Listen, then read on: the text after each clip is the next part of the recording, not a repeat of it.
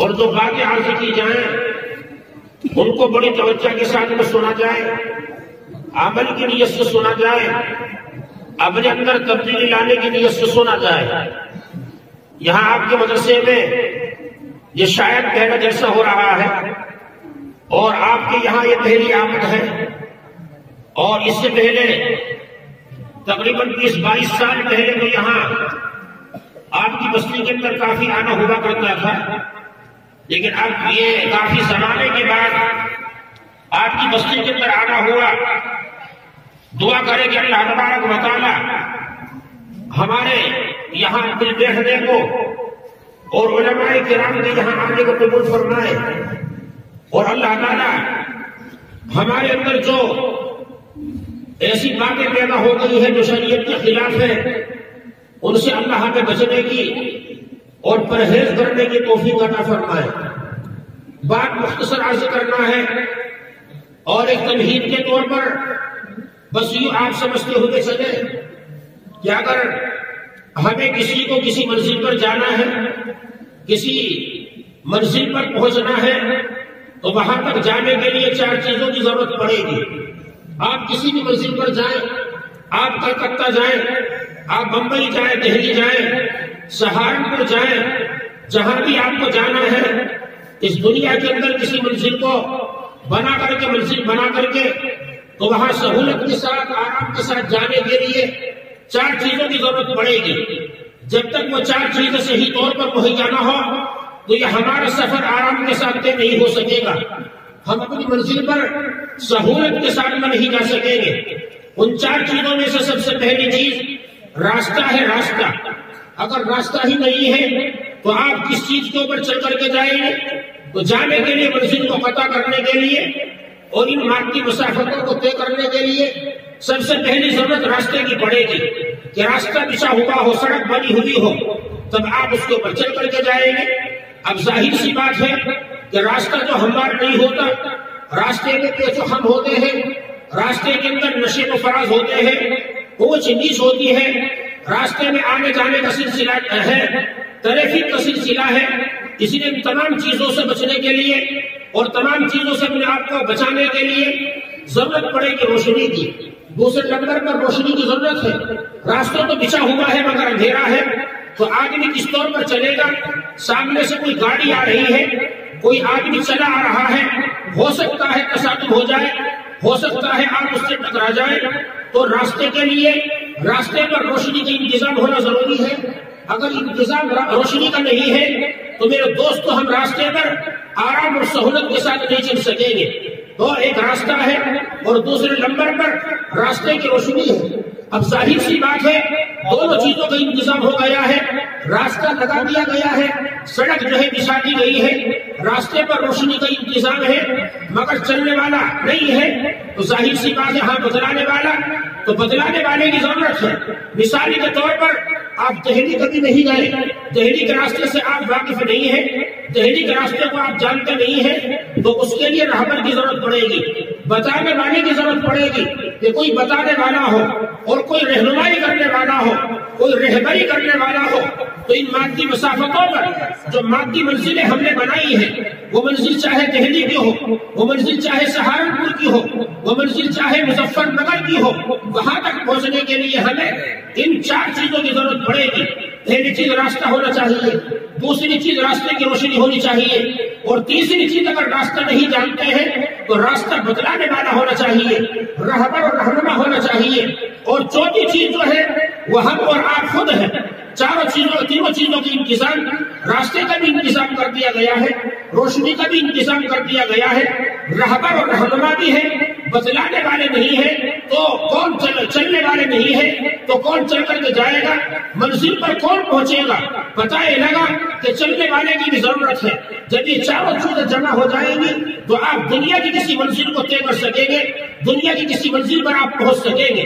اور یہ دوستو دنیاوی مسافتوں کی بات ہے، دنیاوی منازل کی بات ہے، یہ دنیا کی منزلوں کی بات ہے، دنیا کے راستوں کی بات ہے، دنیا کی روشنی کی بات ہے، دنیا کے رہبر اور رہنما کی باتیں ہیں۔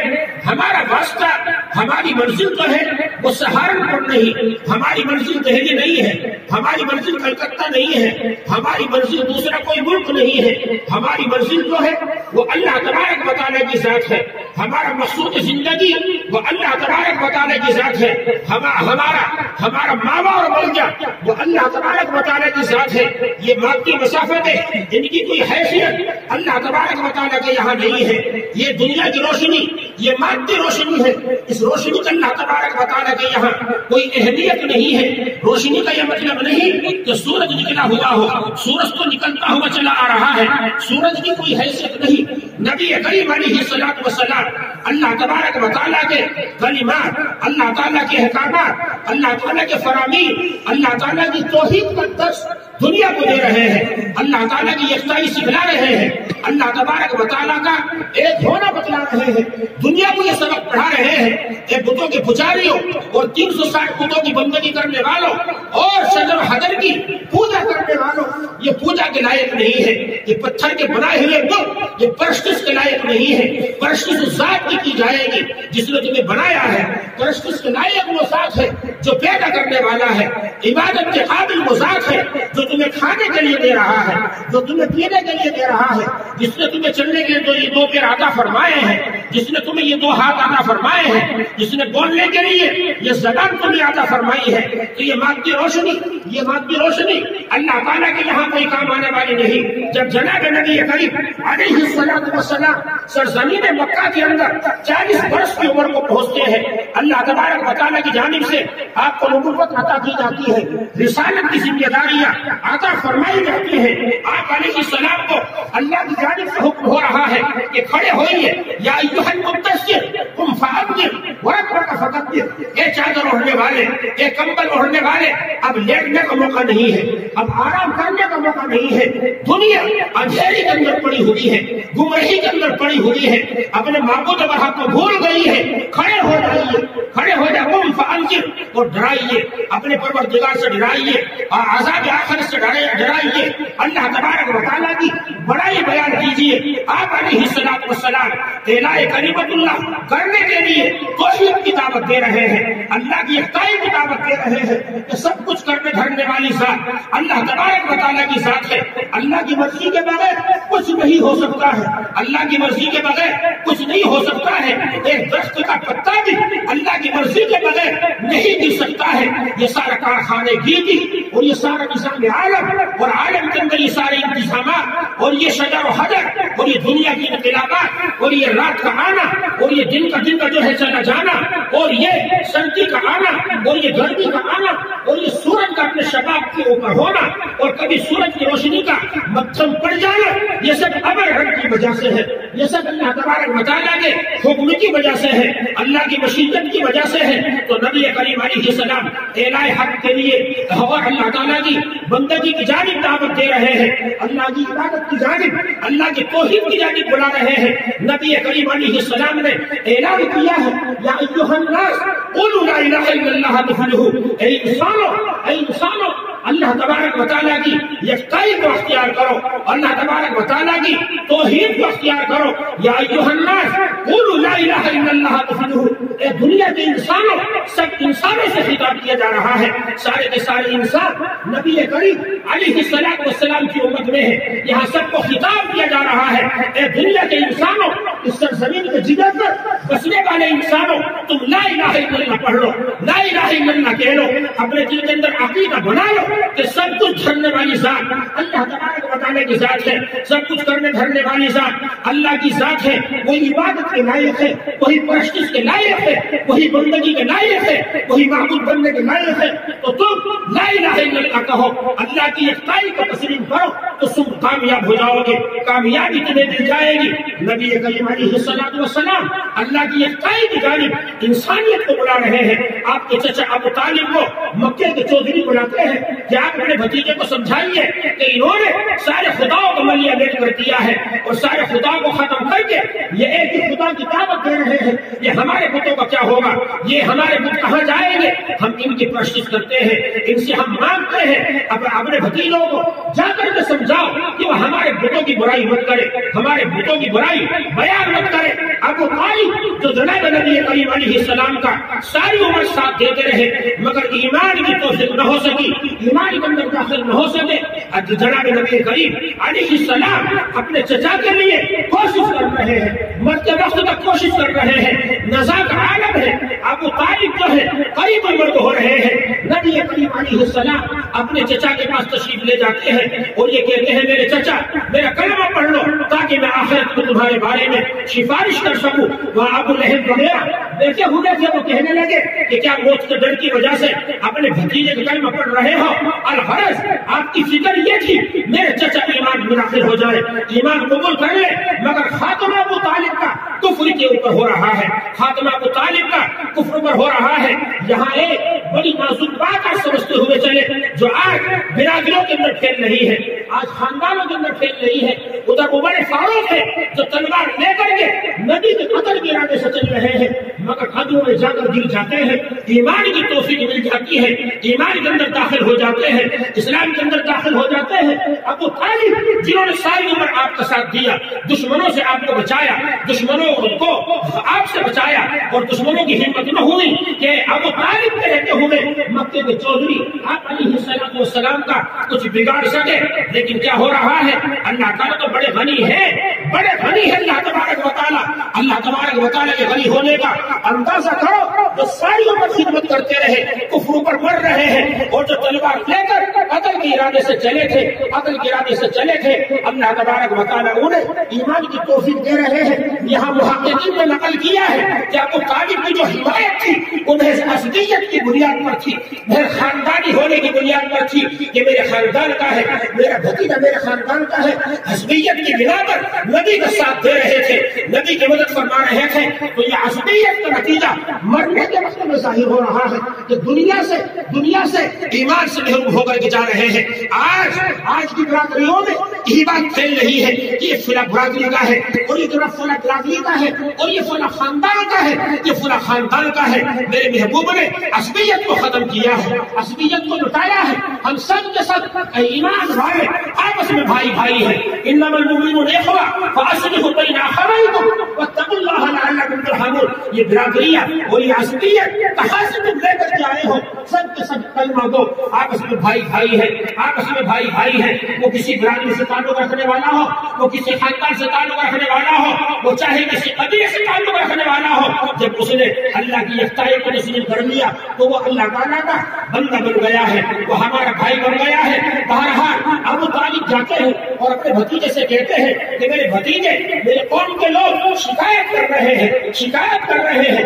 نبی کریم علیہ السلام درست ہو کر کے بیٹھ گئے اور یہ فرمایا ابو طالب سے کہ میرے چچا ابو طالب، اگر آپ میرے ایک ہاتھ پر سورج لا کر کے رکھ دیں، میرے ہاتھ پر سورج لا کر کے رکھ دیں، ایک ہاتھ پر میرے چاند لا کر کے رکھ دیں، تب بھی میں اس دعوت سے، اب اس کلمے کی دعوت سے باز آنے والا نہیں ہوں۔ تو اس سورج کی روشنی کی حیثیت تو یہ تھی۔ تو بہرحال جناب نبی کریم صلی اللہ علیہ وسلم جو ہے اس راستے کی روشنی ہے، تو اللہ تعالیٰ کے یہاں کا راستہ جو ہے وہ تو مادیہ سے بڑا ہے، مادیہ سے بڑا ہے۔ تو یہ دنیا کی مسافتیں اور یہ دنیا کی منزلیں ہمارے لیے کارآمد نہیں، ہمارا تعلق براہ راست اللہ تبارک و تعالیٰ کی ذات سے ہے۔ سوال یہ پیدا ہوا اللہ کے یہاں سے پہنچانے والا راستہ کیا ہے؟ اللہ کے راستے کی روشنی کیا ہے؟ اللہ کے راستے کا رہبر اور رہنما کیا ہے؟ تو میرے دوستو، اللہ تعالیٰ کے راستے کی روشنی جناب نبی کریم صلی اللہ علیہ وسلم کو اللہ تبارک و تعالیٰ نے بنا کر کے بھیجا ہے۔ آپ کی آمد سے پہلے ہر چہار داغ علم میں کفر کی تاریخی پھیلی ہوئی تھی، کفر کا گھیرا چھایا ہوا تھا۔ جناب نبی کریم علیہ السلام منارے نور بن کر کے آتے ہیں، ایک روحانی روشنی کا انتظام کر کے دنیا کے اندر آتے ہیں۔ اللہ تبارک و تعالیٰ نے آپ کو سراج منیر بنا کر کے بھیجا ہے، ایک روحانی روشنی کا ذریعہ بنا کر کے بھیجا ہے۔ آپ علیہ السلام دنیا کے اندر آ رہے ہیں، نور بن کر آ رہے ہیں، روشنی بن کر کے آ رہے ہیں، ہدایت کا نور بن کر کے آ رہے ہیں، ہدایت کا پیغام لے کر کے آ رہے ہیں۔ اللہ تبارک و تعالیٰ کی جانب سے یہ روحانی نور لے کر کے آئے قرآن کریم کی شکل میں جناب نبی کریم علیہ السلام منارۂ نور ہے، اللہ تعالیٰ کے راستے کی روشنی ہے جناب محمد رسول اللہ صلی اللہ علیہ وسلم۔ بات مجھے مختصر کرنا ہے، بات کو طول نہیں دینا ہے، مختصر طور پر عرض کر رہا ہوں۔ بات کو مختصر کرتے ہوئے جناب نبی کریم علیہ السلام اللہ تعالیٰ کے یہاں سے پیغمبر بن کر کے آئے، اللہ تعالیٰ کے راستے کی روشنی بن کر کے آئے۔ آپ علیہ السلام پیدا ہوتے ہیں، کفر کے ایوانوں میں بھوچال آ جاتا ہے، کفر کے ایوانوں میں زلزلے پیدا ہو جاتے ہیں۔ وہ ایران کا بادشاہ کا محل بڑا مضبوط، جب نبی کی پیدائش ہو رہی ہے اس کے محل کے 14 کنویں گر کر زمین کے اوپر گر جاتے ہیں، 14 کنویں گر جاتے ہیں۔ جناب نبی کریم علیہ السلام پیدا ہوتے ہیں تو وہاں فارس کے آتش کدے میں 1000 برس سے آپ جل رہی تھی، آپ کی پیدا ہوتی ہی وہ آپ کیا ہو جاتی ہے، وہ جاتی ہے۔ کفر کے ایوانوں میں زلزلے پیدا ہو گئے ہیں۔ آپ علیہ السلام کی آمد کے بہت سارے لوگ منتظر تھے جنہوں نے کتب سابقہ میں آپ کے بارے میں پڑھا تھا، آپ علیہ السلام کے بارے میں معلومات حاصل کی تھی۔ میرے دوستو، اللہ نے ہمیں وہ پیغمبر دیا جس کی وجہ سے اللہ تبارک و تعالیٰ نے ملکوں کی حفاظت فرمائی ہے، قوموں کی حفاظت فرمائی ہے۔ آپ علیہ السلام کے آبا و اجداد جو ہے، آپ کا صحیح نسب نامہ جو ہے وہ معاذ ابن عدنان تک پہنچتا ہے۔ آگے کا نسب نامہ متکلم فی ہے تو معاذ ابن عدنان جو آپ علیہ السلام کے آبا و اجداد میں سے ہے، اس وقت میں ایک بادشاہ دنیا کو مسلط ہوتا ہے جس کو بخت نصر کہا جاتا ہے۔ وہ دنیا میں تاخت راج کر رہا ہے، مظالم اٹھا رہا ہے، ظلم و ستم کی چکی میں انسانوں کو پیس رہا ہے اور ملکوں کو فتح کرتا ہوا چلا جا رہا ہے۔ اب اس کی نظر ملک عرب پر پڑتی ہے، وہ یہ چاہتا ہے کہ ملک عرب کو تہس نہس کر دیا جائے، ملک عرب کو ختم کر دیا جائے، اس کے اوپر قبضہ کر لیا جائے۔ تو جس وقت میں بخت نصر ملک عرب کی جانب توجہ کر رہا ہے، ملک عرب کی جانب بڑھنا چاہتا ہے، اور دستور یہ تھا کہ ملک کے جو بڑے لوگ ہوا کرتے تھے، بادشاہ لوگ انہیں پر حملہ کیا کرتے تھے، انہیں پر حملہ کر کے انہیں ختم کیا کرتے تھے، انہیں ذلیل کیا کرتے تھے۔ مگر ابھی اس خاندان میں معاذ بن عدنان میں نور نبوت موجود ہے، اسے اللہ تعالیٰ کو آگے کی جانب منتقل کرنا ہے۔ جب بخت نصر عرب کی جانب قدم بڑھا رہا ہے، اللہ تبارک و تعالیٰ وقت کے 2 پیغمبروں کو، حضرت حزقیل اور حضرت برقیہ علیہ السلام، ان دونوں کو حکم دیتے ہیں کہ میرے محبوب کا جو ہے خاندان حفاظت کے تمام یہاں سے دوسری جگہ پر لے جا کر کے منتقل فرما دو۔ ابھی آپ دنیا میں تشریف نہیں لائے، آپ کی رحمت سے پہلے ہی آپ کی برکت کی وجہ سے آپ کے خاندان کی حفاظت کی جا رہی ہے۔ میرے دوستو، میرے نبی میں اللہ نے مجازبیت رکھی ہے، میرے نبی کو کوئی اپنائے تو، میرے نبی کے طریقے کو زندگی میں ہم لائے تو، اب میرے نبی کے طریقے کو ہم اختیار کر کے زندگی گزارنے والے تو بنے، مگر کیا کیا جائے؟ افسوس افسوس کہ مسلمان کا دعویٰ کرنے والے آج ہمارے گھروں سے نبی کا طریقہ نکل گیا، آج ہمارے گھروں سے نبی کی سنتیں نکل گئی، آج ہمارے گھروں سے نبی کا اسوہ نکل گیا، پھر شکلیں کرتے ہیں، شکایتیں کرتے ہیں، ہم تو لٹ گئے ہیں، ہم تو چڑ گئے ہیں۔ میرے دوست، مسلمان تو وہ تھا کہ اس کے سامنے باطل سرنگو ہو جایا کرتا تھا، مگر آج باطل ہمارے گھروں میں پنپ رہا ہے، باطل ہماری زندگی میں پنپ رہا ہے۔ ورنہ مسلمان کیا تھا؟ مسلمان تو وہ تھا، صفحۂ دہل سے باطل کو لٹایا ہم نے، صفحۂ دہل سے باطل کو لٹایا ہم نے، نوع انسان کو غلامی سے چھڑایا ہم نے، ہم تو انسانوں کو غلامیت سے نکالنے کے لیے آئے تھے، مگر آج ہم قوم کا غلام بن رہے ہیں، آج ہم دنیا کے غلام بن رہے ہیں۔ نبی کا طریقہ چھوڑ دیا، ہماری شادی بیاہ آج کس کے طریقے پر ہو رہی ہے؟ غیروں کے طریقے پر ہو رہی ہے۔ بتلاؤ کون ہے جو سنت کے مطابق اپنی بچیوں کی شادی کرتا ہے؟ کون ہے جو رسول کے طریقے کے مطابق اپنے بیٹے کی شادی کرتا ہے؟ ارے بیٹی فاطمہ کی حضور کی بھی تھی، حضور کی بیٹی سرکار دو جہاں اللہ تبارک و تعالیٰ نے پہاڑوں کو پیش کیا تھا۔ آپ چاہے تو ہم انہیں آپ کے لیے سونے کا بنا دے، آپ کے لیے چاندی کا بنا دے، مگر نہیں، آپ نے گوارا نہیں کیا ہے۔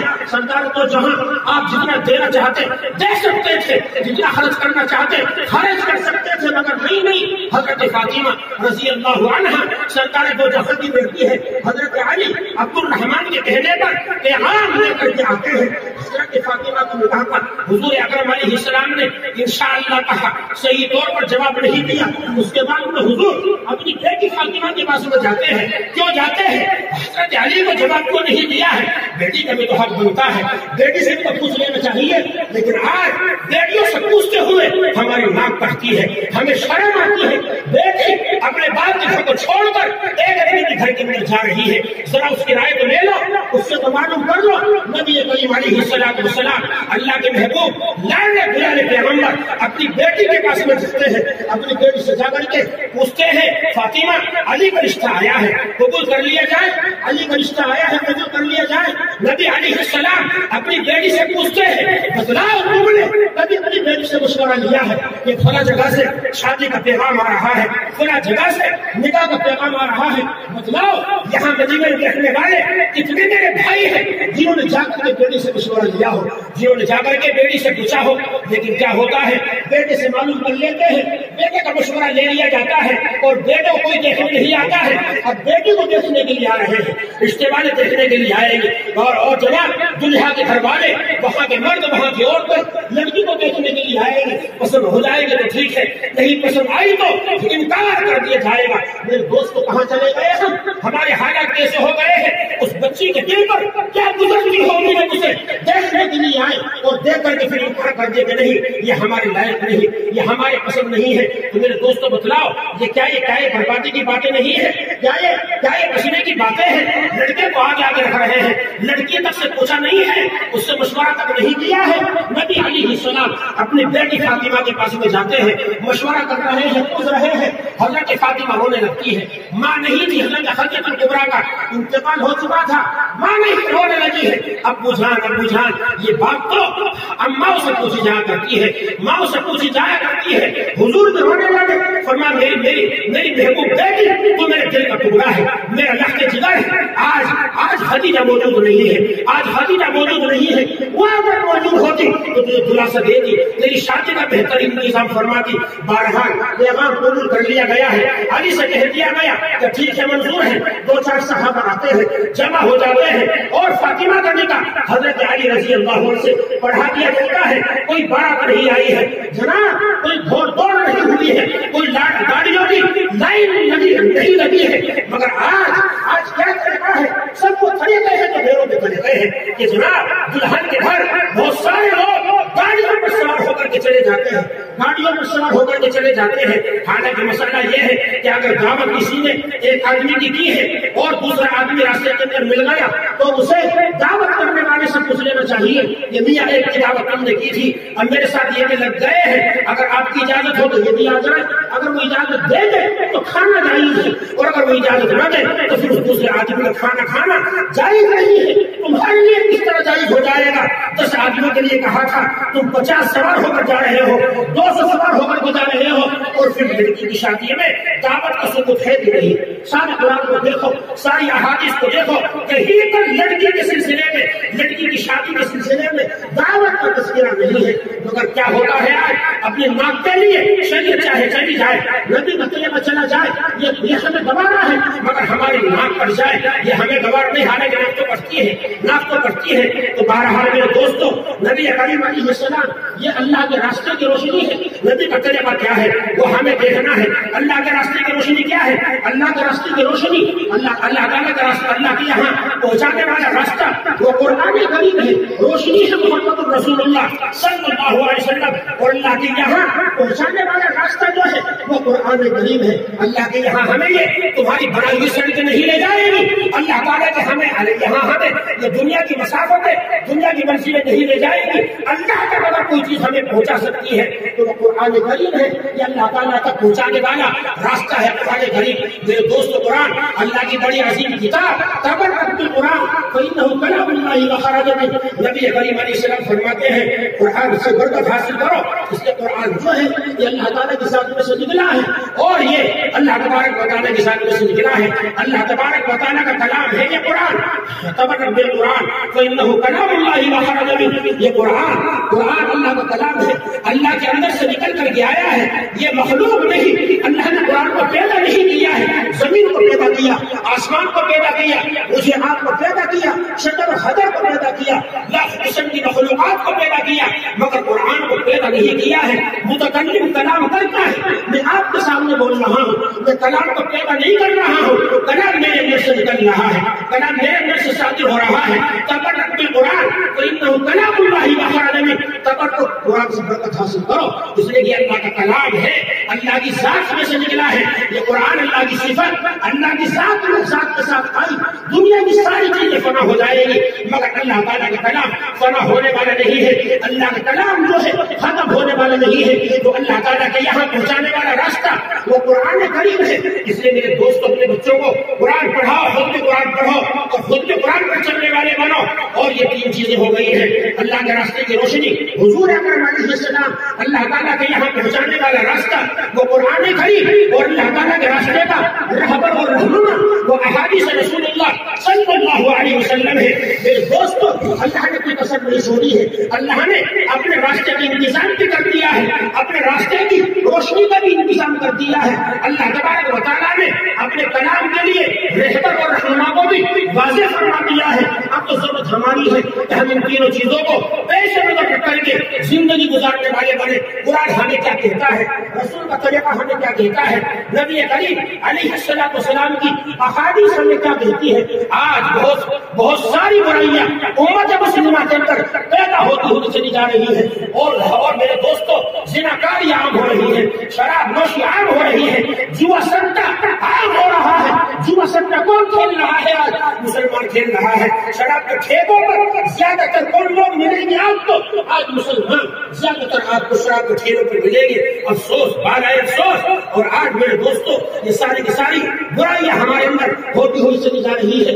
آج کا نوجوان اسے کوئی پرواہ نہیں، اسے اپنے بڑوں کی پرواہ نہیں، اپنے چھوٹوں کی پرواہ نہیں. آج کا نوجوان اپنی جوانی میں مسجد ہے، اپنی جوانی کے اندر مسجد ہے. میرے دوستوں، نوجوانوں، اللہ تعالیٰ قیامت کے دن جوانی کے بارے میں سوال کریں گے. ایک سوال زندگی کے بارے میں، زندگی میں جوانی میں داخل ہے، مگر جوانی زندگی کا ایک اہم ترین کام ہے، ایک اہم ترین شعبہ ہے، ایک اہم ترین وقت ہے. اس لیے مستقل طور پر جوانی کے بارے میں پوچھیں گے. اے میرے نوجوان، میں تجھے طاقت عطا فرمائی تھی، قوت عطا فرمائی تھی، تیرے ہاتھوں کے اندر طاقت تھی، تیرے دماغ کے اندر طاقت تھی، تیرے پیروں کے اندر طاقت تھی. بتا تم نے اپنی جوانی کو کس کام کے اندر لگایا ہے، کس کام کے اندر لگایا ہے. میرے دوستوں، میرے نوجوانوں، اپنی زندگیوں کو دین پر ڈھالو، اپنی زندگی کے اندر دین کو پیدا کرو. اس امت کے نوجوانوں نے بہت بڑا کام کیا ہے، بڑے کارنامے انجام دیے ہیں. اور یاد رکھو، جس قوم کے نوجوان بچن ہو جایا کرتے ہیں، جس قوم کے نوجوانوں میں بچنی پیدا ہو جایا کرتی ہے، تو بس پھر اس قوم کی حفاظت کی کوئی گارنٹی نہیں ہے. اس قوم کے بچنے کا پھر میرے دوستوں بڑا مشکل مسئلہ ہو جاتا ہے. اس لیے بڑے لوگوں کو چاہیے اپنے نوجوانوں کو سیدھے راستے پر رکھے، انہیں خالی نہ رکھا جائے. کام میں لگا دو، انہیں کسی نہ کسی کام کے اندر لگا دو، جماعت کے اندر بھیج دو، تھوڑے سے روپے دے کر، تھوڑی سی رقم دے کر کے انہیں کام کے اندر لگا دو. تو میرے دوستوں، آج یہ جو وبا پھیل رہی ہے کہ مسلمانوں کے اندر سٹا لگانا آ گیا، سودی کاروبار کرنا آ گیا، مسلمانوں میں شراب نوشی آ گئی ہے، مسلمانوں کے اندر بچنی آ گئی ہے، نشہ کرنا آ گیا ہے. میرے دوستوں، میرے بزرگوں، کنٹرول کرو ان باتوں پر. سب دھیان دو. یہ نہیں یہ تو دیندار ہیں، نماز پڑھنے والے ہیں، نماز پڑھ کر ان کی ذمہ داری پوری ہو گئی. نہیں، ہم تمام کی ذمہ کھڑی ہے کہ ہم ایک دوسرے کو روکتے رہے، ایک دوسرے کو ٹوکتے رہے، برائیوں سے روکتے رہے، برائیوں سے بچاتے رہے، اچھائیوں کی جانب ترغیب دیتے رہے. اللہ تبارک و تعالیٰ نے جبرائیل سے فرمایا، اے جبرائیل، جاؤ یہ فلاں بستی جو تمہیں نظر آ رہی ہے، اس بستی کو آسمان کی جانب لے جا کر زمین پر پڑک دو، سب کو برباد کر دو.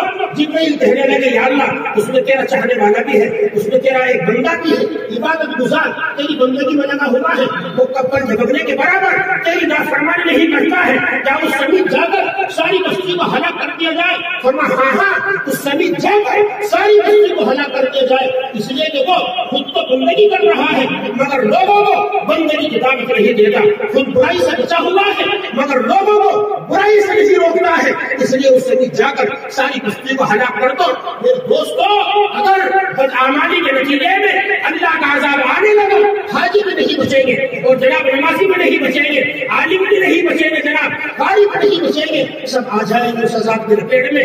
اس لیے ہر ایک اپنی ذمہ داری کو محسوس کرے، اپنی ذمہ داری کو۔ تو اللہ تعالیٰ کی یہاں کا راستہ کیا ہے؟ قرآن کریم۔ اللہ کے راستے کی روشنی کیا ہے؟ جناب محمد رسول اللہ صلی اللہ علیہ وسلم، اللہ کے راستے کا رہبر اور رہنما احادیث رسول اللہ صلی اللہ علیہ وسلم ہے۔ اللہ تعالیٰ نے ہمیں تینوں چیزیں عطا فرما دی ہیں، اب تو ہمیں ان تینوں چیزوں کو سامنے رکھ کر کے اس کے مطابق اپنی زندگی کو بنانا ہے، اس کے مطابق اپنی زندگی کو بنانا ہے، اس کے مطابق ہمیں اپنی زندگی گزارنا ہے۔ دعا کرے اللہ تعالیٰ ہمیں برائیوں سے بچائے، شراب نوشی سے اور اسی طرح کی دیگر تمام کے تمام برائیوں سے اللہ تعالیٰ ہماری حفاظت فرمائے اور صحیح دین پر صحیح طور پر ہمیں اللہ تعالیٰ عمل کی توفیق عطا فرمائے۔ وما علینا الا۔ سبسکرائب اشاعت الاسلام۔